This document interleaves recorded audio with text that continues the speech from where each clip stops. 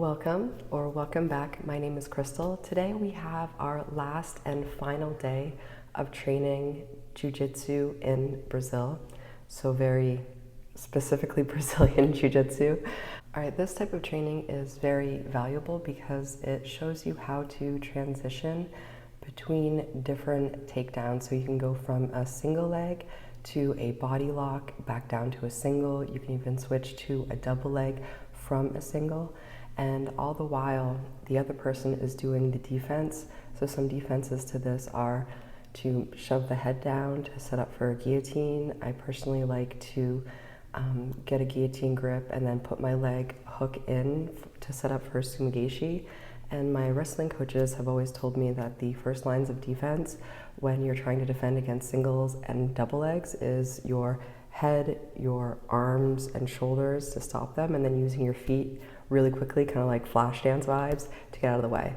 Now, what the coach is showing me right now is the speed at which I was doing the transitions was not fast enough. So he's like, again, meanwhile, this is like my fourth day of training. I think it's like 6 a.m.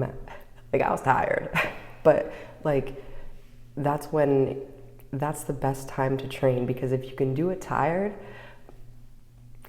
you can definitely do it not tired. So basically what we're doing here is like an arm drag. You can either go from an arm drag to like a body lock, which is basically either a front side or back side clinch, depending on where your head is. And then from there, you can go for a single, like you see these people are doing. And all the while, the other person is actively defending while the attacking person is obviously actively attacking. So this is great because it's a great middle ground between drilling, which can be with zero resistance, and going completely live, which doesn't give you the opportunity to keep a repetition of what you're trying to work on. Usually when you're going live, it's like one and done. You can never get it back. Well, you can, but not in that, you know what I'm saying? Not like repetition. So here you can see how she is trying to get my leg, and I am defending by using my forearm to post against and then to break her posture while shuffling my feet out of the way in order to successfully defend. Because if you can post on them and shuffle your feet out of the way, they have no legs to grab. Therefore, how are you going to get a single if you can't get my leg? I wanted to repeat the coach doing this and point out something that's huge. That was like a huge nugget for me. Typically when I think of shooting in, I think of shooting in to close the distance in order to be able to grab a leg, a single or a double leg. However, one aha thing that he reminded me of is even if you have a body lock and you're in like a front clinch or a side clinch and they are keeping their hips away so you can't get their leg, you can still use a shot, so you can still get on your knee. That will allow you access to get a better grip on their legs. So when I was going down, and if you remember, you know, I had the body lock, but she kept on her hips so far back that it was hard for me to capture her leg. He gave me the advice of go to your knee. So essentially doing that same motion of shooting in, using that same movement to regain access to the legs, even when I'm in a body lock, which to me was an aha moment, because I never thought, hey, shoot in to grab the leg. Like, my mind is like, you're already in, you have their body. Like, how can I get the leg? So that's a piece of advice. Like, and you know, and you even see it with wrestlers when they're trying to do a double leg. Like, they'll immediately keep on taking repenetrating steps, which is essentially like repetitive shooting. So let's get to rolling. All right, now from side turtle, you can shoulder roll to replace guard, but what I like to do is get double underhooks to try to throw their legs by, but he knew that, so he posted his leg, that way I couldn't throw his legs by. Now I'm inside his guard, and he has my posture broken, so I clear his grips, and that's a great sweep. So he has a butterfly sweep, and now I'm going for a heel hook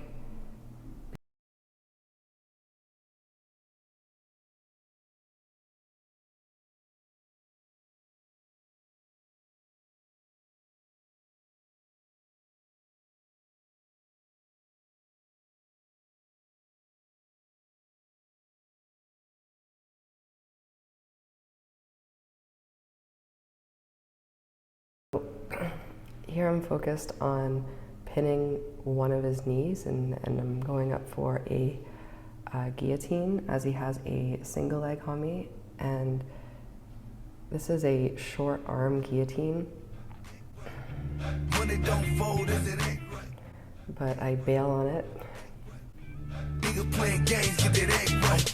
Going, back to the bay. Rest in peace, man, Dre.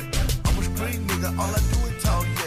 Want me in your city, nigga, know they gon' pay. Now I have the overhook, and if I can get my right leg over, there's a really great attack series. So here you can go for Kimura, and then from here, there's an arm bar, but he was very good about, obviously he's a brown belt, but he was very good about pulling his arm out and retracting it. And right now he has a really great folding pass, and he's gaining back access from the folding pass as I am shrimping out to get my legs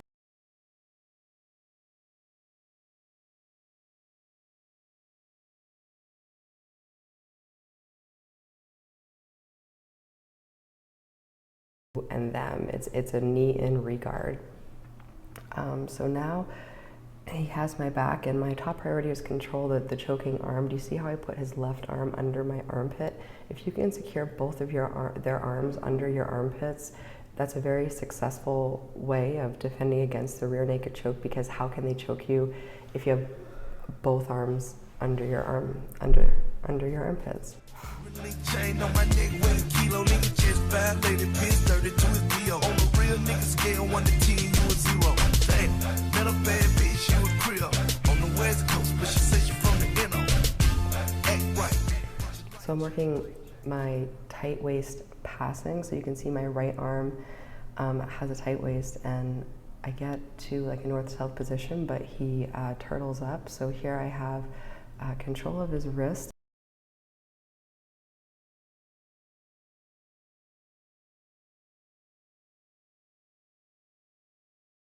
Which is a great response to a cross face. Typically what you can do from there is cross face and trap their near side arm, and then you have whatever way they roll, you have a crucifix. When I was training in Thailand, I did that move repeatedly.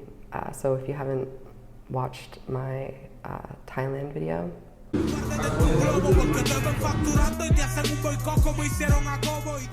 alright, next up.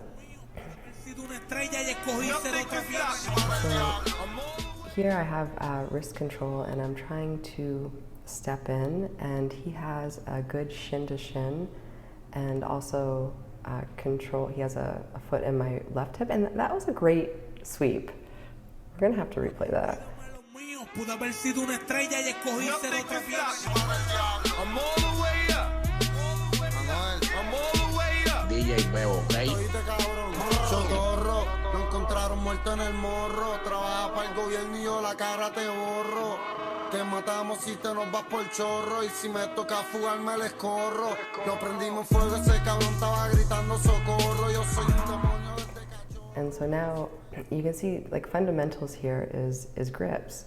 Do you see how he is controlling my ankles? Like that is such a simple thing that you can do that is huge, because if you have control over their hands and their feet, that's, you know, control, especially when, you know, if they have an open guard, if you're playing and they have their foot on your hips, like controlling the ankles is huge, because not only it helps you with passing, but in an MMA fight, there are up kicks, which are pretty devastating to get knocked out with an up kick. And right here he is going for it's either an anaconda or a darce. Basically it's using a rear naked choke grip, and it's the same choking principles as an arm in, an arm triangle.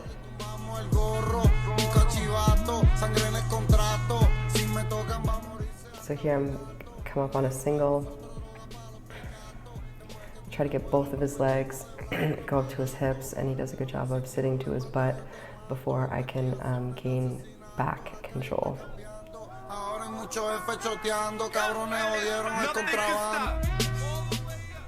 Here I'm going for an over-under pass, but I have to be very careful because if I don't, oh, and here I'm going for a knee bar from the over-under pass. So you can triangle your legs and extend your hips. And now he's telling me to breathe. It was a long week. I probably was not breathing. Oye, esto es un saludo exclusivo para DJ Bebo, el más duro detrás de los platos. Te lo dice Dios, versora de la calle. DJ Bebo, ¿ok? Here I'm looking for cross-body control with the knee cut. And right now I am in Kisakatami. I'm trying to trap the arm and transition to an arm bar. And he has a grip.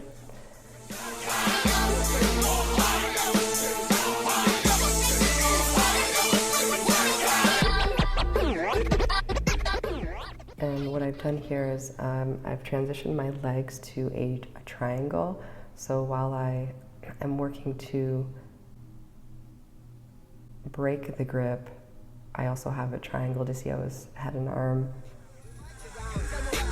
Let me tell you, if you're not wrong, then everything is alright. So we're gonna walk, alright, through the roads of creation. Probably could have done a better job of locking up that, yeah. If I would have locked up that side triangle, that would have been, I don't think I learned that series yet. I had another video where basically I did a side triangle, a spinning armbar to a triangle, a side triangle to a Kimura, like a step over Kimura series. I don't think I trained that yet when this was filmed, because things would have ended differently. If I would have known then what I know now, no, I'm sure. I'm sure he would have countered with something. So now he's doing the tight waist passing. It's a tight waist passing as opposed to a body lock is when you have your hands clasped together. Tight waist is when you have one arm around them, like you see here. So now the name of the game is, passing the legs. And do you see how he passed on my back side? Like, I've seen that move over and over and over again. It's highly effective. If you get somebody on their side and you're trying to pass towards their face, pin their knees and spin around to their backside. And, 50% of the time works every time.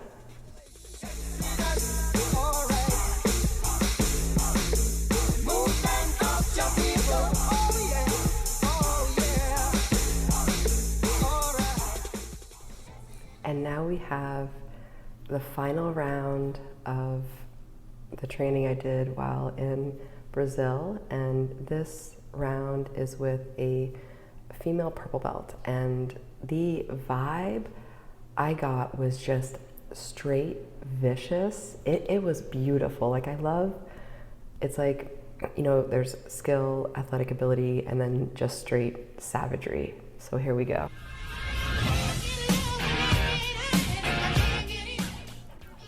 So she gets up and I posture up because the name of the game is to have good posture, and I step over her legs in order to pass her guard.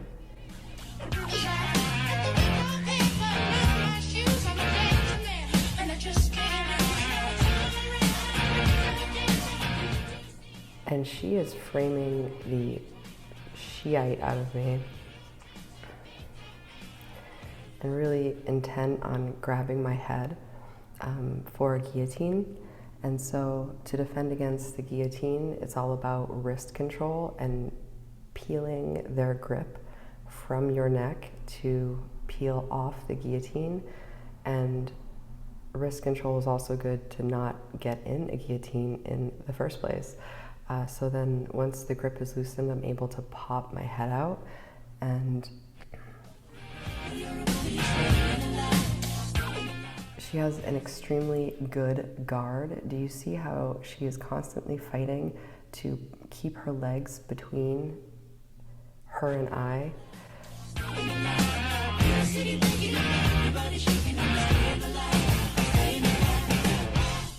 I mean, her frames were incredible. She was extremely strong, extremely good with her frames, because if you think about frames, it's like a frame is I'm going for a reverse armbar.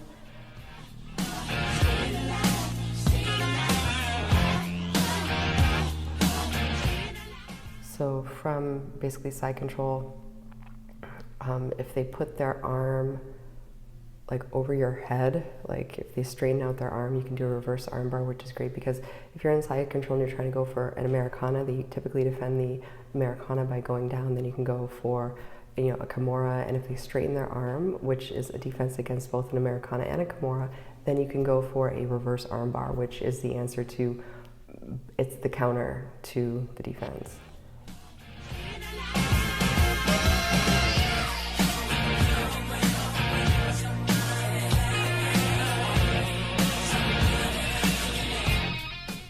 Right now she might be going for a buggy choke. And we all know I don't tattoo buggy chokes.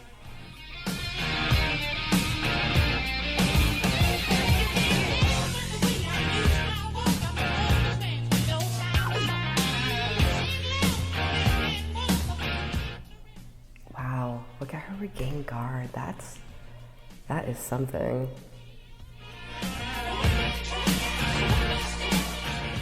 Like, she was not playing around. So here I'm going for a knee and guard break, and I am very conscious of keep your elbows tight when you're going for the knee in, because if you keep your arms extended, you are leaving yourself open for an arm bar. In one of my videos, I got arm barred because of that mistake. So here I was able to pass her guard by getting my knee in to staple her leg to the ground, which allowed me to get the other leg through. And right now I'm in a north-south position. And then from north-south, I think I might have a north-south choke.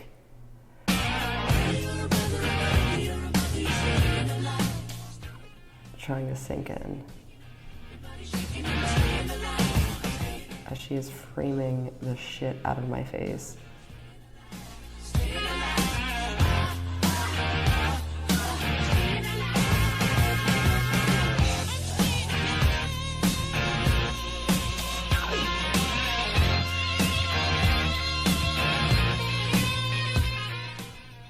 Yep. So that was a north-south choke. So with a north-south choke, it's actually a very nuanced choke. You're choking with your bicep and you're angling like your rib cage to be pressed up against their other artery. And the most important thing is to get under their chin in order for the north-south choke to work. Typically, when the north-south choke isn't working, it's because when I don't get it, it's because I'm not under their chin.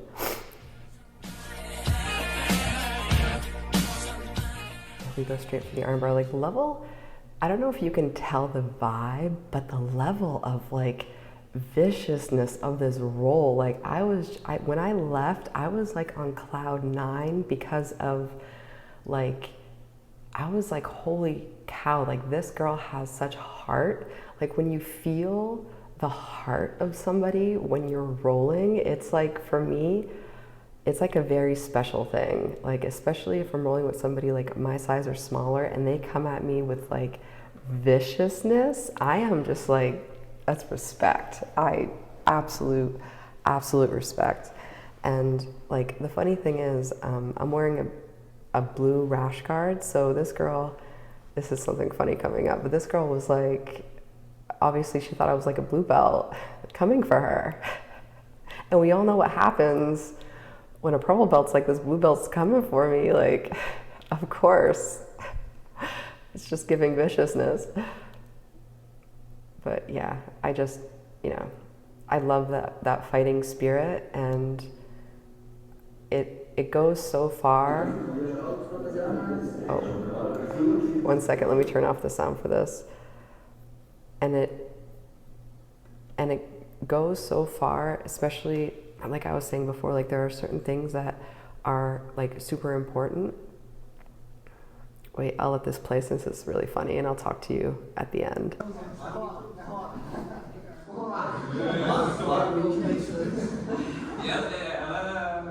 Faixa roxa, tava só enganando aí. Você preocupa ela. Yeah, no. Fake news. I just don't want to buy new restaurant. I'm badly. Top, valeu pela treinos. Muito bom, fechando na sexta-feira. Vai ter treinão, né, galera? Treino amanhã, 10 horas aqui. Bora treinar. Isso, tá? Obrigado. Crystal, you welcome.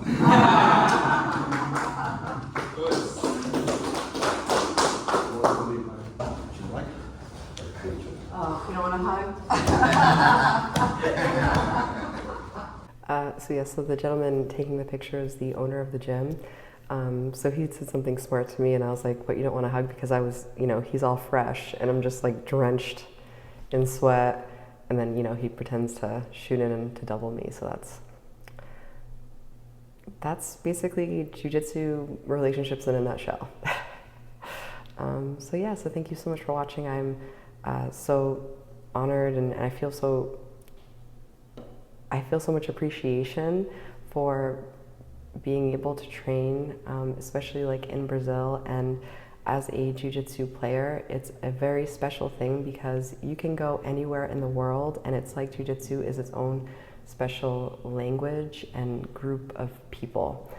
So thank you, everybody, for watching, and just know that anything. I was thinking about this the other day, and thinking about the term like wisdom, like what is wisdom? And a thought came to me how wisdom is the ability for us to be our own coach, to guide us through whatever our desire is in order to realize it. So for example, as a white belt, for me it was very challenging being the only being one of the smallest people on the mat, and as a white belt, you can kind of get through if you're big and you're strong. You never quite understand what it feels like to consistently get your ass beat every single night because, big, if you're 200 pounds and super athletic, you can use your strength in those times to basically bench press people off of you. Like you really don't.